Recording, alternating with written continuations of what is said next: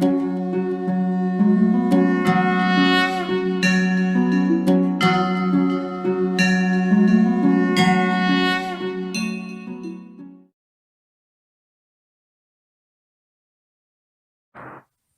Good morning. કેમ છો? હું છું વિશાલ સદાણી અને આપણે વાત કરી રહ્યા છીએ ફિઝિક્સની. મિત્રો, વાત કરવાની છે ઉદાહરણ 6.6 અને ઇન્ટરેસ્ટિંગ ને મજા આવે એવો પ્રશ્ન. જુઓ, સમતલ સપાટી પર આઈ ફોર ઇનિશિયલ એટલે કે પ્રારંભિક 2 મીટર સેકન્ડ ઇન્વર્સની ઝડપથી ગતિ કરતો m બરાબર 1 કિલોગ્રામ દળનો એક બ્લોક. m બરાબર 1 અને આ શરૂઆતની ઝડપ આપેલી છે, બ્લોક છે. સમજવા માટે આ બ્લોકને હું અહીંયા રાઉન્ડ જેવી સપાટી લઉં છું, જેથી કરીને ઇઝીલી ઝડપથી તમે દોરી શકો ને સમજી શકો. તો અહીંયા એક બ્લોક છે, એની સ્પીડ આપેલી છે 2 મીટર સેકન્ડ ઇનવર્સ. ઓકે, અને એનું દળ પણ આપેલું છે મિત્રો 1 kilogram. Let's see.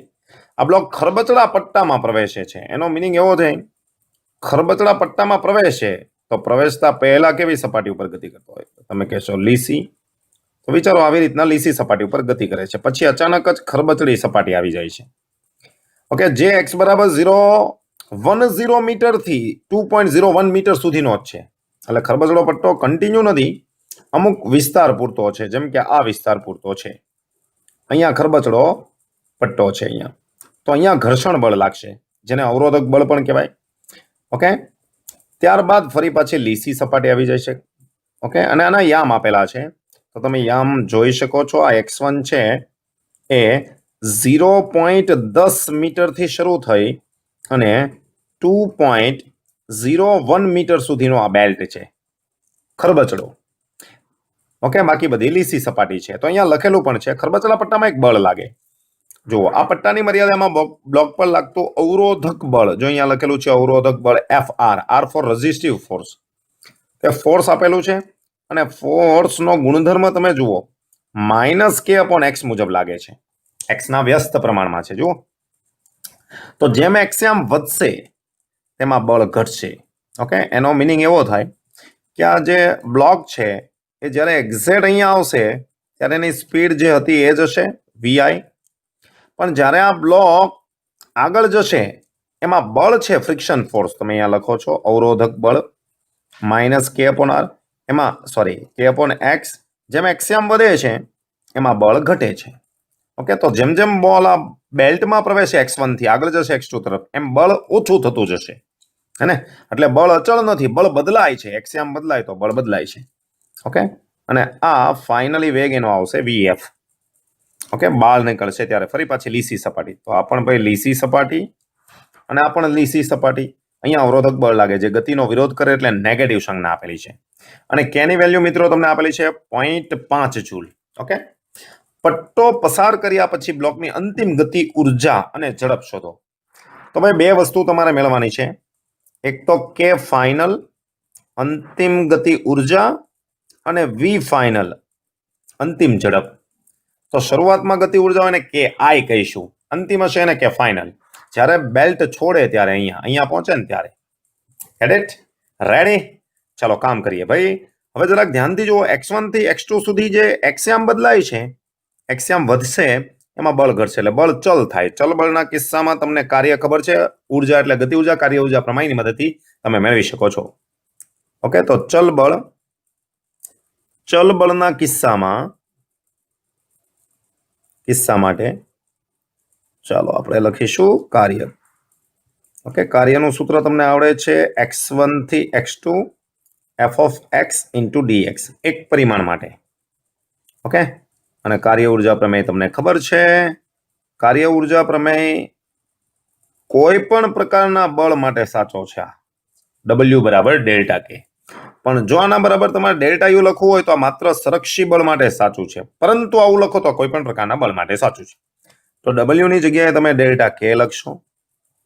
Integration x1 થી x2, હજી હું સિમ્બોલ લખજો. બળ, આ બળ છે ને અવરોધક બળ છે, તો અહીંયા તમે જે બળ લખો છો આ વ્યાપક સૂત્ર છે. ઓકે, આ f(x) * dx વ્યાપક, પણ અહીંયા આપણા કિસ્સામાં f(x) એટલે fr, હે ને? તો અહીંયા આવશે -k/x * dx. ચાલો, કે તો કોન્સ્ટન્ટ છે એટલે એને મેં બહાર લઈ લીધા. અહીંયા x1 થી x2 1/x * dx. આનું ઇન્ટિગ્રેશન તમને ખબર હોવી જોઈએ. 1/t ઇન્ટુ dt એટલે ln નેચરલ લોગ કહેવાય એને t. ત્યારબાદ 1/v ઇન્ટુ dv તો ln v. તેવી રીતના 1/x ઇન્ટુ dx તો ln x થશે નેચરલ લોગ.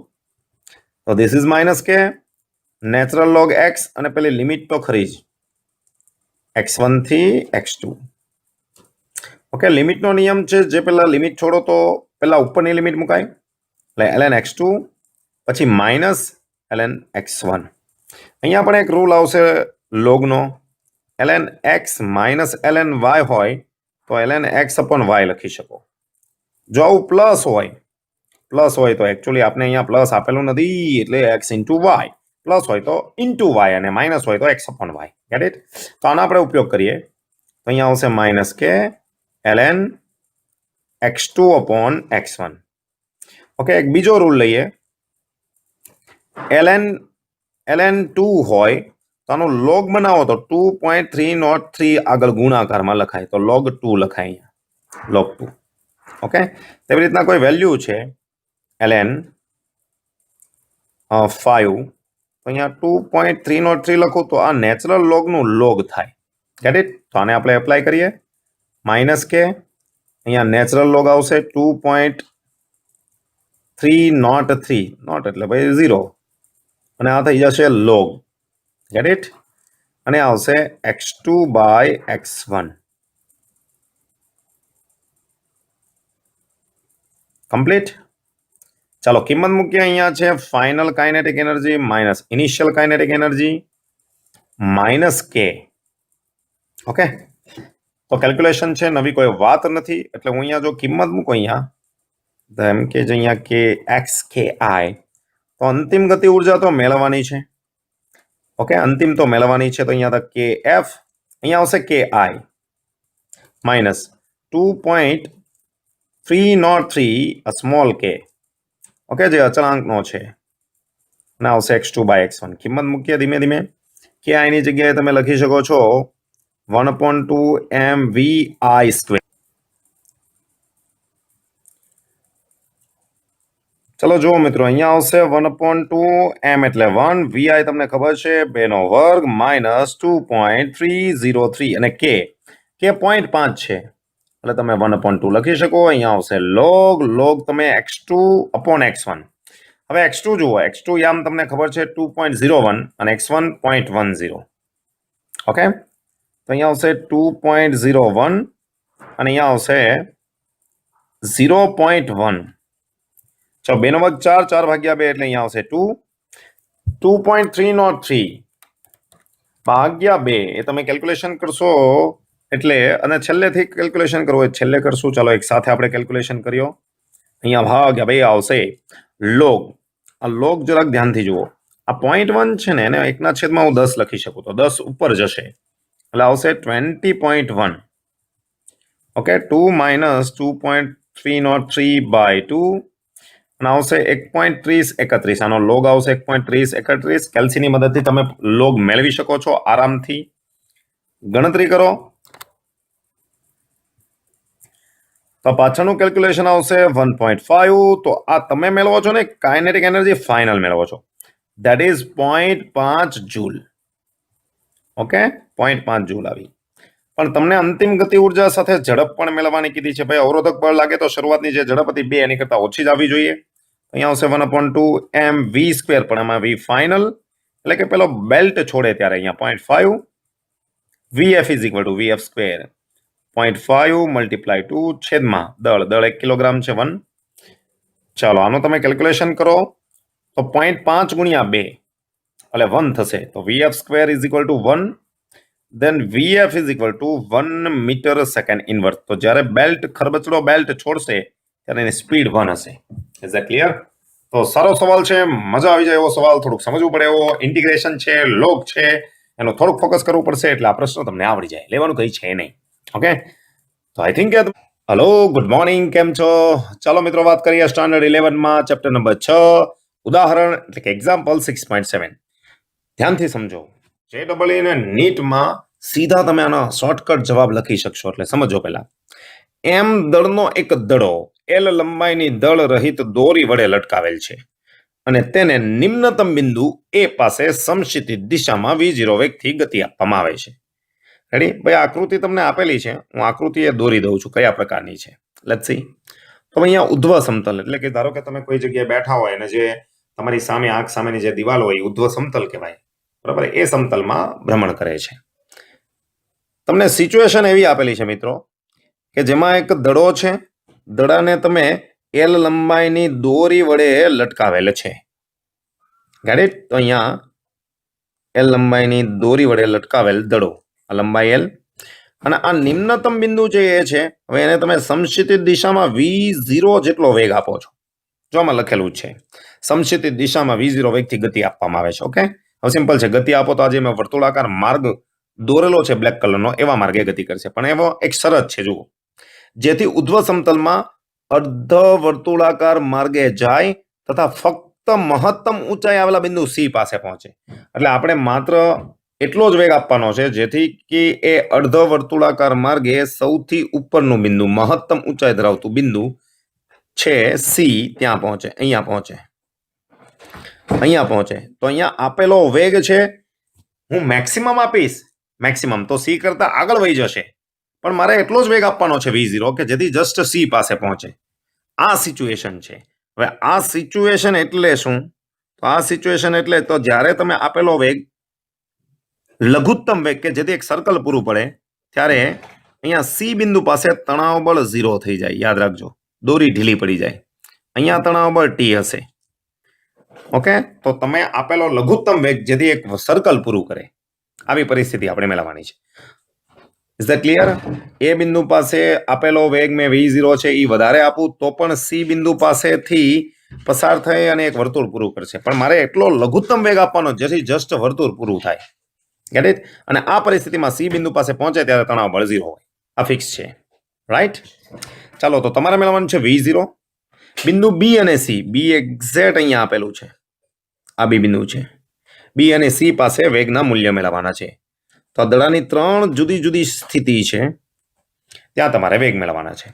ચલો, અહીંયા સી બિંદુ પાસે વેગ આ તરફ હશે, જેને તમે વીસી કહેશો. બી બિંદુ પાસે વેગ ઉપર હશે, જેને તમે વીબી કહેશો. ઓકે, તો આપણે એ બિંદુ પાસે આપેલો વેગ v0 એ લઘુત્તમ શોધવાનો છે જેથી આખું વર્તુળ પૂરું કરે, અને આ તો જ થશે જ્યારે આ દડો સી બિંદુ પાસે પહોંચે ત્યારે દોરીમાં ઉદ્ભવતું તણાવ બળ 0 થાય. Is that clear? ચાલો, ફાઇન. તો અહીંયા નીચેની સપાટી જુઓ, એ બિંદુ પાસેની આ સપાટીને મિત્રો હું સંદર્ભ સપાટી કહીશ, હે ને? સંદર્ભ સપાટી એટલે અહીંયાથી હું ઊંચાઈને બધું માપીશ. ધારો કે સી બિંદુ પાસે પહોંચે દડો તો આ ઊંચાઈ થશે 2l, કેમ કે દોરીની લંબાઈ l એટલે 2l. Gate this? એ બિંદુ પાસે જુઓ, એ બિંદુ પાસે, એ બિંદુ પાસે હું ટોટલ એનર્જી જોઉં, એનર્જી તમને ખબર છે, ગતિ ઉર્જા વત્તા સ્થિતિ ઉર્જા. હવે સ્થિતિ ઉર્જા તમે mgh કહો છો, તો એનો અર્થ કે હાઈટ તો એ બિંદુ પાસે દડાની સંદર્ભ સપાટી આપણે એ બિંદુ પાસે લીધી એટલે 0 થવાની છે. ઓકે, તો u એ 0 થાય. Get it? તો તમારી ગતિ ઉર્જા જ કુલ ઉર્જા જ હોય, અને ખબર છે યાંત્રિક ઉર્જા સંરક્ષણનો નિયમ કુલ ઉર્જા અચળ રહે, એટલે આને તમે નંબર આપ્યું એ. હવે ધ્યાનથી સમજો, આખું સર્કલ પૂરું કરશે તો સી બિંદુ પાસે જ્યારે પહોંચે ત્યારે એને તણાવ બળ ન હોય, તો અહીંયા નીચે દડાનું વજન બળને કારણે એક બળ લાગશે mg. ઓકે, આ બળ તમને કેન્દ્રગામી બળ પૂરું પાડે, એટલે આપણે લખીએ છીએ બિંદુ સી બિંદુ પાસે. સી બિંદુ પાસે તમે સીધું લખી શકો આ વજન બળ જ કેન્દ્રગામી બળ પૂરું પાડે, એટલે m. સી બિંદુ પાસે વેગ v છે અને ત્રિજ્યા, વર્તુળાકાર ગતિપથની ત્રિજ્યા l કહેવાશે, દોરીની લંબાઈ. તો અહીંયા વીસી આવી ગયું, જો, √gl. તો એક વસ્તુ તમે યાદ રાખજો, v0 એ આપેલો વેગ એવો હશે કે જેથી પદાર્થ સી બિંદુ પાસે પહોંચે ત્યારે વેગ √gl હોય તો જ આ વર્તુળ પૂરું થાય. ઓકે, હેને? તો લઘુત્તમ વેગ સી બિંદુ પાસે √gl હોય, હેને? તો વર્તુળ. આની કરતા ઓછો વેગ સી બિંદુ પાસે આવે જ નહીં, જો આવે તો એ વર્તુળ પૂરું નહીં થાય. ઓકે, તો સી બિંદુ પાસે સીધો આવી ગયો વેગ. ચાલો, ત્યારબાદ હવે આપણે વાત કરીએ એ બિંદુ અને સી બિંદુ પાસે ઉર્જા સંરક્ષણનો નિયમ. તો એ બિંદુ અને સી બિંદુ પાસે ઓકે, ઉર્જા સંરક્ષણનો નિયમ તમને આવડે છે. કુલ ઉર્જા અચળ, તો એ બિંદુ પાસે કુલ ઉર્જા ઇઝ ઇક્વલ ટુ સી બિંદુ પાસે ઉર્જા. એ બિંદુ પાસે ઇક્વેશન 1 પરથી લખી શકો 1/2 mv0 સ્ક્વેર. સી બિંદુ પાસે બે પ્રકારની ઉર્જા, ગતિ ઉર્જા વત્તા સ્થિતિ ઉર્જા. ગતિ ઉર્જા એટલે 1/2 m vc square. vc square એટલે gl vc square. Okay, minus ગતિ ઉર્જા વત્તા સ્થિતિ ઉર્જા. સ્થિતિ ઉર્જા આવશે પ્લસ mgh તરીકે 2l. હાલો, બધા મારી mm જાય જુઓ. ક્લિયર? તો અહીંયા v0 square is equal two અહીંયા આવી ગયું જુઓ gl/2 પ્લસ 2gl. અહીંયા v0 સ્ક્વેર બાય 2 થશે. 2 પેલી બાજુ લઈ જાઓ તો v0 square is equal two gl plus 4gl. તો અહીંયા આવી ગયું v0 is equal two √5gl. મિત્રો, જો એ બિંદુ પાસે આટલો વેગ હોય ને તો જે અર્ધવર્તુળ પૂરું કરે. જો આના કરતા ઓછો હોય ને તો અર્ધવર્તુળ પૂરું થાય ને પાછો આવી જશે. સોરી, વર્તુળ પૂરું થાય. હે ને? તો આ એ બિંદુ પાસેનો લઘુત્તમ વેગ છે. આટલો વેગ આપો ને તો જે આખું સર્કલ પૂરું કરે, અને આટલો વેગ આપો ને તો જે સી બિંદુ પાસે પહોંચે, અને સી બિંદુ પાસે વેગ √gl હોય. રેડી? ક્લિયર? ઓકે છે. હવે બી બિંદુ પાસે વેગની વાત કરીએ. ચાલો, ફોકસ કરજો. તો બી બિંદુ પાસે વાત કરવાની છે. તો ફરી પાછે ટોટલ એનર્જી એ બિંદુ પાસે, એ બિંદુ અને બી બિંદુ પાસે. ફરી પાછો ઉર્જા સંરક્ષણ વાપરીએ. ઓકે, આ ટોટલ ઉર્જા એ અને બી પાસે. ટોટલ ઉર્જા એટલે ગતિ વત્તા સ્થિતિ. ટોટલ ઉર્જા એટલે એ બિંદુ પાસે તમને ખબર છે 1/2 mv0 સ્ક્વેર. સ્થિતિ ઉર્જા 0. બી બિંદુ પાસે મેળવવાની 1/2 mvb સ્ક્વેર. Get it? બંને બાજુથી 1/2 m જાય. v0 જુઓ, v0 ગતિ ઉર્જા સ્થિતિ ઉર્જા અહીંયા બાકી. અહીંયા સ્થિતિ ઉર્જા. બી બિંદુ પાસે સ્થિતિ ઉર્જા જુઓ. બી બિંદુ પાસે બી બિંદુની હાઈટ જુઓ. અહીંયાથી આ હાઈટ l આવશે. તો અહીંયા આવશે mgl. અહીંયા ગતિ ઉર્જા લખીએ ને, સ્થિતિ ઉર્જા બાકી. mgl, m નીકળી ગયો. Okay, right. ચાલો, આ સ્ટેપ છે ને હું પાછું લખું છું. એ બિંદુ પાસે કુલ ઉર્જા એટલે 1/2 mv0 સ્ક્વેર. બી બિંદુ પાસે ગતિ ઉર્જા 1/2 mvb સ્ક્વેર. સ્થિતિ ઉર્જા પ્લસ mgl. m જતા રહ્યા. v0 તમે ઉપર મેળવો છે, એનો વર્ગ કરો 5gl. તો અહીંયા આવશે 5gl/2. ઓકે, m તો નીકળી ગયા બધામાંથી. vb તો મેળવવાનું છે, vb સ્ક્વેર/2. અને અહીંયા આવશે gl. ચાલો, vb ને કરતા બનાવો. તો અહીંયા vb square is equal to 5gl/2 minus gl. લસાડ્યો તો અહીંયા આવે 3gl/2. અહીંયા vb સ્ક્વેર/2 2 નીકળી જશે.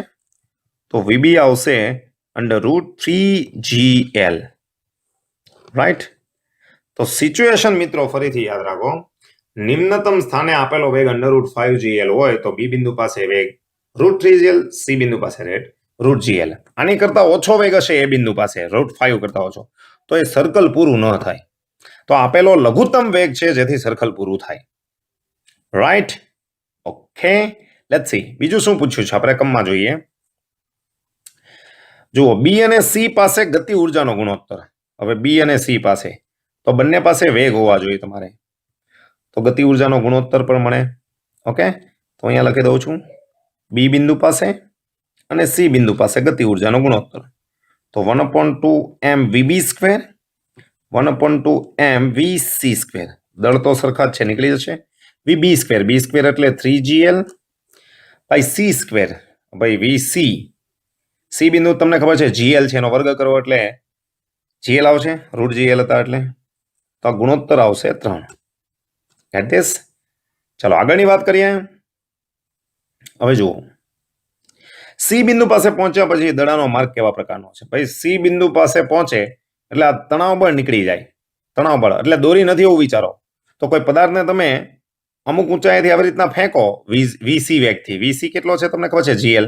તેનો ગતિપથ પરવલય આકારનો થાય, પ્રક્ષિપ્ત પ્રકારનો આમ, હે ને?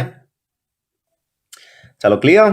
એટલા માટે સી બિંદુ પાસે, સી બિંદુ પહોંચ્યા પછી દડાનો માર્ગ આપણે લખી દઈએ અહીંયા. સી બિંદુ પાસે પહોંચ્યા પછી દડાનો માર્ગ અહીંયા લખશો પરવલયાકાર. જો ત્યાંથી દોરી પછી આપણે ઢીલી થઈ ગઈ એટલે આપણે છૂટી ગઈ એવું સમજીએ તો, હે ને, પરવલય. કેમ કે અહીંયાથી ઢીલી જ પડી ગઈ છે એટલે દોરી આમ પ્રક્ષિપ્ત ગતિ કરશે, આમ સર્કલ નહીં ફરે આમ. ઓકે, આખું સર્કલ નહીં ફરે, આ પરવલય થઈ જશે. Okay, ready? કેમ કે દોરી ઢીલી થઈ ગઈ છે. ચાલો, ક્લિયર છે? તો મિત્રો ફરીથી કહું છું, JEE નીટમાં પ્રશ્ન તમને સીધા શોર્ટકટ આવડવા જોઈએ. નિમ્નતમ બિંદુનો લઘુત્તમ વેગ √5g હોય ત્યારે પદાર્થ એક સર્કલ પૂરું કરશે, હે ને, લઘુત્તમ વેગ. અને ત્યારે સી બિંદુનો વેગ GL હોય છે, √GL, અને બી બિંદુ પાસે વેગ √3GL. કમ્પ્લીટ? ઓકે, ચાલો બાકીની વાત નવા વિડીયોમાં. હેલો, ગુડ મોર્નિંગ, કેમ છો? ચાલો મિત્રો વાત કરીએ સ્ટાન્ડર્ડ 11 ચેપ્ટર નંબર 6 ઉદાહરણ 6.8. જુઓ, કારના એક્સિડન્ટને ત્રાદ્રશ્ય કરવા માટે, એટલે ભાઈ કેટલાક પ્રયોગ કરે છે એક્સિડન્ટના. કારના ઉત્પાદકો એટલે કે જે કાર ઉત્પન્ન કરે છે એ બધા માલિકો જુદા જુદા સ્પ્રિંગ અચળાંકવાળી સ્પ્રિંગ સાથે કારોની અથડામણનો અભ્યાસ કરે છે. અહીંયા બહુ મોટી સ્પ્રિંગ હશે દ્રઢ આધાર સાથે, અને અહીંયા સ્પ્રિંગ સાથે આવો એક ભાગ હશે. આ સ્પ્રિંગ એની સામાન્ય સ્થિતિમાં છે. ઓકે, અને સ્પ્રિંગનો આ બળ અચળાંક, આવી જુદી જુદી સ્પ્રિંગ સાથે અહીંયા કારની અથડામણ કરે છે. રાઈટ? એટલે ખબર પડે ભાઈ આ કારની સ્પીડ અને સ્પીડને કારણે આગળ કેટલી કાર ઘસડાય છે. બસ લ્યો, કાર લ્યો, નો પ્રોબ્લેમ. સર કાર લીધી છે તો કાર જ લ્યો ને. ચાલો ભાઈ કાર લઈ લઈએ, નો પ્રોબ્લેમ. બરાબર છે? આ કાર છે. ચાલો, આની સાથે અથડાતી હશે સ્પ્રિંગ સાથે. ચાલો, કારોની અથડામણનો અભ્યાસ કરે છે. એક એવું ત્રાદ્રશ્ય વિચારો, એટલે કે એવી સ્થિતિ વિચારવાની છે જેમાં 18 કિલોમીટર પ્રતિ અવરની ઝડપથી લીસા રસ્તા પર ગતિ કરતી કાર. ભાઈ ઝડપ કેટલી આપેલી છે? 18 કિલોમીટર પર અવર. એટલે હું અહીંયા 5/18 મીટર પર સેકન્ડ લખું, અહીંયા 5 મીટર પર સેકન્ડની સ્પીડ થાય. લીસા રસ્તા પર, એનો કે ફ્રિક્શન 0 લેવાનું છે. અને કારનું દળ આપેલું છે 1000 કિલોગ્રામ, એટલે 10³ કિલોગ્રામ. ઓકે, હવે જુઓ, સમક્ષિતિજ રીતે લગાડેલ ન્યૂટન પર મીટર સ્પ્રિંગ અચળાંક ધરાવતી સ્પ્રિંગ. તો ભાઈ સ્પ્રિંગનો બળ અચળાંક છે કે જે આટલો છે ન્યૂટન પર મીટર. સ્પ્રિંગ અચળાંકવાળી સ્પ્રિંગ સાથે અથડાય છે. હવે કાર આની સાથે અથડાય તો તમને ખબર છે આ સ્પ્રિંગ દબાશે. નવી સિચ્યુએશનમાં ધારો કે સ્પ્રિંગ આવી પરિસ્થિતિમાં આવી ગઈ, આ બીજી સ્થિતિ છે ઓકે સ્પ્રિંગની. તો જો આટલી સ્પ્રિંગ દબાઈ ગઈ x જેટલી, હે ને. તો ભાઈ આ સંકોચન કેટલું, આ x કેટલું? મહત્તમ સંકોચન કીધું. તો સિમ્પલ છે, બહારથી તમે બળ લગાડશો, એનો અંદર સ્થિતિ ઉર્જામાં સંગ્રહ થશે. પણ કાર પાસે જે ઉર્જા હતી v વેલોસિટીને કારણે ગતિ ઉર્જા હતી, તો ગતિ ઉર્જા જેમ જેમ કારનો વેગ ઘટે એટલે ગતિ ઉર્જા ઘટે. ઓકે, અહીંયા આવે એટલે કારનો વેગ 0 થઈ જાય આ પરિસ્થિતિમાં. તો ગતિ ઉર્જાનું સ્પ્રિંગમાં સ્થિતિ ઉર્જા સ્વરૂપે સંગ્રહ પામે. એને તો આપણે આ સૂત્રનો ઉપયોગ કરીએ. રાઈટ? ચાલો, તો અહીં કારની ગતિ ઉર્જા, અહીં કારે ગુમાવેલ ગતિ ઉર્જા ઇઝ ઇક્વલ ટુ સ્પ્રિંગે મેળવેલ સ્થિતિ ઉર્જા. બંને સરખી થશે કેમ કે ઘર્ષણ બળ નથી. ઓકે, ગતિ ઉર્જા તમે લખશો 1/2mv², સ્થિતિ ઉર્જા લખશો 1/2 સ્પ્રિંગ માટે જો mgh નો લખતા કે x², 1/2 જશે. તમારે મેળવવાનું છે x, તો અહીંયા આવશે m/k √v. ચાલો, દળ તમને 1000 કિલોગ્રામ આપેલું છે, 10³ બળ અચળાંક આપેલો છે 6.25 × 10³ અને વેલોસિટી છે 5. ચાલો, 10³ જશે. આનું કેલ્ક્યુલેશન કરશો એટલે આવશે 2, અને તમારો આન્સર આવશે 2 મીટર. તો આટલી કાર દબાશે, સોરી સ્પ્રિંગ દબાશે. સર કાર કાં દબાવવાની, સ્પ્રિંગ દબાય, રાઈટ? તો સિમ્પલ ક્વેશ્ચન છે. ચલો નવા એક્ઝામ્પલની વાત નવા વિડીયોમાં કરશું. ત્યાં સુધી જય હિન્દ, જય ભારત, વંદે માતરમ. મિલતે હે બ્રેક કે બાદ, હે ને? તો અહીંયા આકૃતિમાં આપેલું જ છે બધું, એક્સ જેટલી દબાય. ચલો 9 ને સમજવા માટે કીધું છે ઘર્ષણના અચળાંક મ્યુના 0.5 મૂલ્ય માટે 6.8 ધ્યાનમાં લ્યો અને સ્પ્રિંગનું મહત્તમ સંકોચન કરો. ભાઈ સિચ્યુએશન એવી વિચારવાની કીધી છે કે તમે જે આગળના પ્રશ્નની વાત કરી એમાં ઘર્ષણ બળ નહોતું. ઘર્ષણ બળ નહોતું એટલે જેટલી પણ ગતિ ઉર્જા છે એનું સ્થિતિ ઉર્જામાં રૂપાંતર થતું. હવે અહીંયા આવ્યું ફ્રિક્શન, ઘર્ષણ બળ. ઓકે, આ ફ્રિક્શનને તમે લખો છો μSN અથવા તો μN. નીચે આવશે અહીંયા વજન બળ, સપાટીને લંબરૂપે આવે લંબ બળ, અને N બરાબર mg લખાય. કેમ કે જ્યારે કાર રસ્તા ઉપર જતી હોય ત્યારે ઉપર અને નીચેના બળો સંતુલનમાં હોય. Get it? થયું શું સાંભળજો. તમારી ગતિ ઉર્જા 50 હતી તો 50 નું સ્થિતિ ઉર્જામાં રૂપાંતર થતું, ઘર્ષણ ન હોય તો. હવે ઘર્ષણને કારણે તમારી ગતિ ઉર્જા 50 નહીં હોય, એમાંથી આ ઘર્ષણ બળ થોડુંક એમાં બાદ કરશે, આ ઉર્જા માઇનસ આપશે. એટલે સંકોચન પહેલા જે 2 મીટર થતું હતું હવે 2 મીટર કરતા ઓછું આવશે, હે ને? અને ઘર્ષણ બળ સંરક્ષી બળ નથી એટલે આપણે લખશું ઉર્જા સંરક્ષણના નિયમ મુજબ.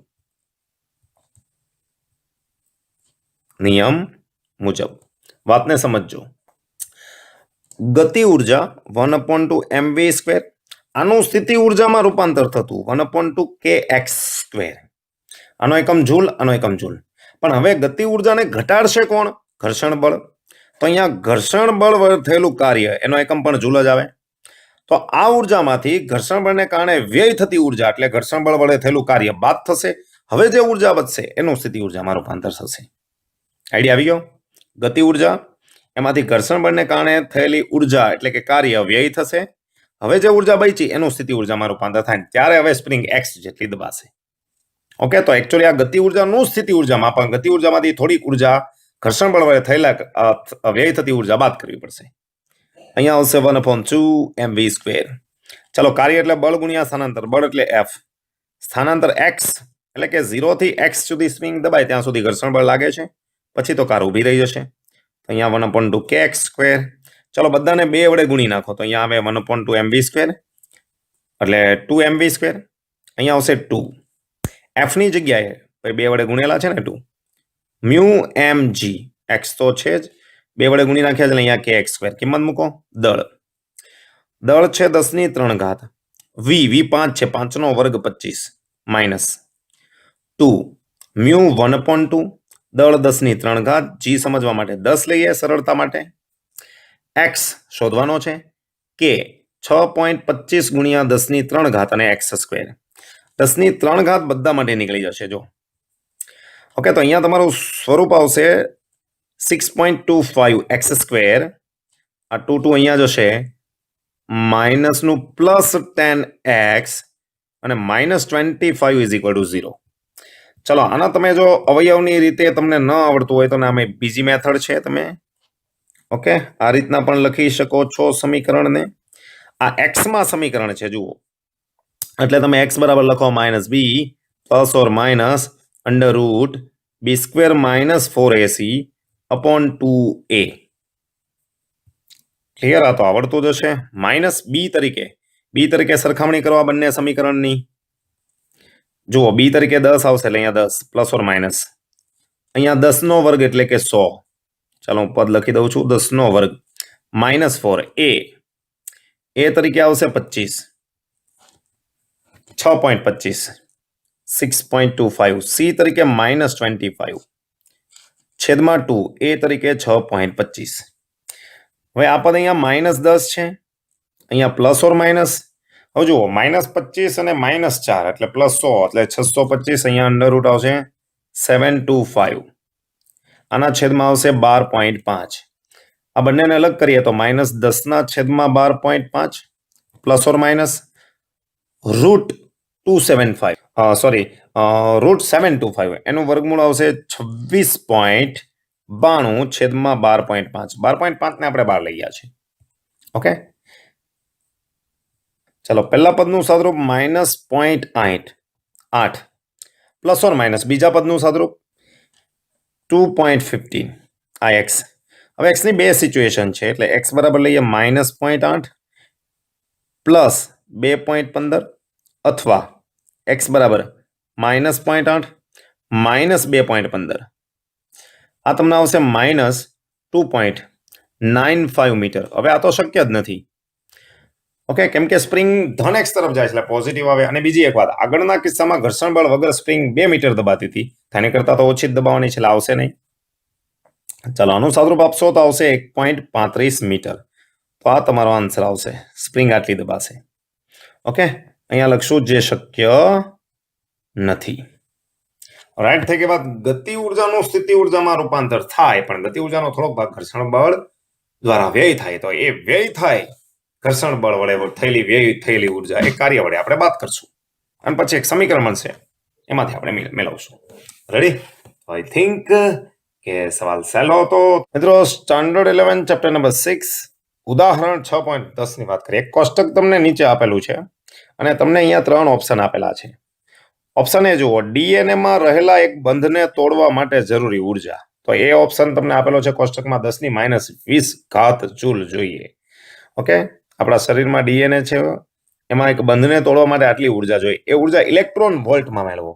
ઇલેક્ટ્રોન વોલ્ટમાં મેળવો. તો પહેલા આપણે એ પાર્ટની વાત કરીએ. તમને ઉર્જા છે ને, એ ઉર્જા આપેલી છે 10⁻20 જૂલ. તો પહેલા તો ઇલેક્ટ્રોન વોલ્ટ ખબર હોવી જોઈએ. 1 ઇલેક્ટ્રોન વોલ્ટ. આ ઇલેક્ટ્રોન છે ને, એની કિંમત છે 1.6 × 10⁻19 અને આ વિદ્યુતભારનો એકમ આવે કુલમ. વોલ્ટનો એકમ જૂલ પર કુલમ. કુલમ નીકળી જાય એટલે 1.6 × 10⁻19 જૂલ થાય. 1 ઇલેક્ટ્રોન વોલ્ટ એટલે 1.6 × 10⁻19 જૂલ. હવે તમારે આ ઉર્જા છે ને જૂલની ઇલેક્ટ્રોન વોલ્ટમાં મેળવવાની છે. તો એનો અર્થ કે આ જે જૂલ છે એની જગ્યાએ તમે 1/6 × 10⁻19 અને આમાં લઈ જાઓ તો 1 જૂલ બરાબર શું લખાય? 1/1.6 × 10⁻19. Okay, electron volt. તો આવી જશે ઇલેક્ટ્રોન વોલ્ટ અને આના વડે ભાગશો તો ઇલેક્ટ્રોન વોલ્ટમાં આવી જશે. Is that clear? ઓકે, તો જૂલ તો નીકળી જશે. તો 1 જૂલ છે ને, જૂલ એની જગ્યાએ લખાય 1/1.6 × 10⁻19. તો આ તમારો આન્સર આવશે ઇલેક્ટ્રોન વોલ્ટમાં. અને 1/1.6 એટલે આવશે તમારો આન્સર 0.625. 0.625 × 10⁻². -20 છે, ઉપર જાય તો ઉપર -20 છે, નીચે -19 છે, ઉપર જાય તો પ્લસ થાય એટલે -20 + 19 એટલે માઇનસ એટલે આવશે 0.0625 ઇલેક્ટ્રોન વોલ્ટ. ઇલેક્ટ્રોન વોલ્ટમાં આવી ગયું એનર્જી. તો પેલો સંબંધ ખબર હોવી જોઈએ તો તમને આઈડિયા આવે. ધેટ ઇઝ, ચાલો સેકન્ડ પાર્ટ જુઓ. હવામાં એક અણુની ગતિ ઉર્જા આપેલી છે 10⁻21. કોષ્ટકમાં પણ આપેલું છે 10⁻21 જૂલ. ઇલેક્ટ્રોન વોલ્ટમાં મેળવો. સેમ. તો ભાઈ હવામાં ગતિ ઉર્જા જે આપેલી છે ને, ગતિ ઉર્જા એને હું કે કહી દઉં છું, જે આપેલી છે 10⁻21 જૂલ. ઇલેક્ટ્રોન વોલ્ટ હમણાં તમને ખબર, ગતિ ઉર્જા એટલે મેં કે લખ્યો છે હે ને. ચાલો ઇલેક્ટ્રોન વોલ્ટમાં મેળવવા માટે ફરી પાછું 1.6 × 10⁻19 વડે ભાગશો એટલે આ ઇલેક્ટ્રોન વોલ્ટમાં આવે. ઓકે, ચાલો અહીંયા જુઓ. અહીંયા આવશે 0.625 1/1.6 એટલે ઘાત -21 + 19 ઇલેક્ટ્રોન વોલ્ટ. ઓકે, 20/21 એટલે 2 ઘાત માઇનસ આવશે. તો અહીંયા આવે 0.00625 electron volt kinetic energy. Right? ચાલો સી પાર્ટની વાત કરીએ. સી પાર્ટમાં કોની ઉર્જા આપેલી છે? પુખ્ત વયના માણસને દરરોજ ખોરાકને કિલો કેલરીમાં દર્શાવો. ભાઈ આ જૂલમાં છે, કિલો કેલરીમાં. એનર્જી 10⁻7 જૂલ આપેલી છે. તો ઉર્જા છે 10⁻7 જૂલ કિલો કેલરી. તો આપણે કિલો કેલરીની વાત કરીએ. 1 કિલો કેલરી. કિલોને મેં કે વડે કીધું છે. કિલો એટલે 10⁻3. Okay, calorie. અને કેલરી અને જૂલ વચ્ચેનો સંબંધ તમને ખબર હોવી જોઈએ. 1 કેલરી = 4.2 જૂલ થાય. તો 1 કેલરીની જગ્યાએ હું 4.2 લખું તો 4.2 જૂલ થશે.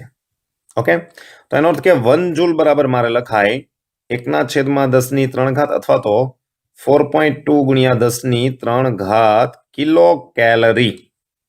ઓકે, તો અહીંયા કિંમત મૂકી દો 10⁷ છેદમાં 4.2 ઇન્ટુ 10³ આવી જશે કિલો કેલરી. 1/4.2 ચાલો આવશે 0.2380 ઇન્ટુ 10⁻⁷ એના આન્સર આવશે કિલો કેલરી. ચલો એક આંકડા પછી પોઈન્ટ તમે લખશો તો અહીંયા 4 ઘાત આવશે. જુઓ,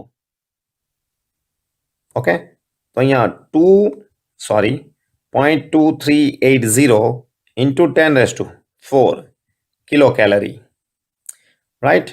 અને હજી તમારે પોઈન્ટમાં લખવું હોય તો 2.380 ઇન્ટુ 10³ કિલો કેલરી, રાઈટ. તો જે ઉર્જામાં કીધા છે, જે એકમમાં કીધા છે, એકમમાં આપણે રૂપાંતર કર્યા. બધાના એકમ છે ને, બધાના એકમ ઉર્જાના છે. ઇલેક્ટ્રોન વોલ્ટ ઉર્જાનો એકમ, કેલરી, જૂલ, કિલો કેલરી, આ બધા ઉર્જાના એકમ છે. આ કોઈ પણ માંથી, આ એકમમાંથી કોઈ પણ પારિમાણિક સૂત્ર પૂછાય તો ઉર્જાનું જ લખવાનું અથવા તો કાર્યનું, રાઈટ. ચાલો તો નવા એક્ઝામ્પલની વાત નવા વિડીયોમાં કરશું. ત્યાં